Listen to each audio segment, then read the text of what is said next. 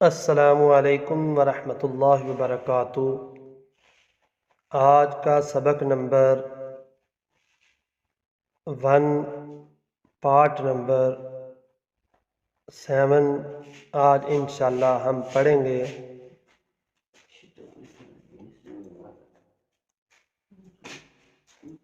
کل ہم نے اس سبق کی 3 لائنیں پڑھی تھیں۔ آج انشاءاللہ باقی 2 لائنیں جو رہ گئی تھیں وہ پڑھیں گے۔ امید ہے تمام احباب خیر و عافیت سے ہوں گے۔ اللہ پاک سے دعا ہے کہ اللہ پاک تمام احباب کو ہمیشہ خوش رکھے، آمین۔ سبق کا آغاز کرنے سے پہلے ہم تعوذ اور تسمیہ اور دعا پڑھیں گے۔ اعوذ باللہ من الشیطان الرجیم، بسم اللہ الرحمن الرحیم، رب زدنی علما، رب زدنی علما، اے ہمارے رب ہمارے علم میں اضافہ فرما، آمین۔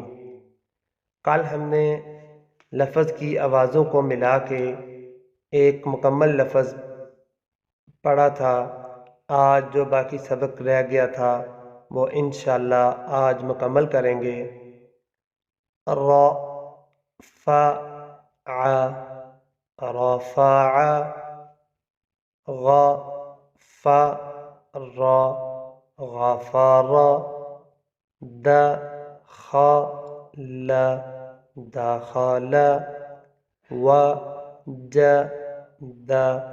وجد، ختم، ختم، ضرب، ضرب، قتل، قتل، أخذ، أخذ، مرج، مرج، فرض، فرض۔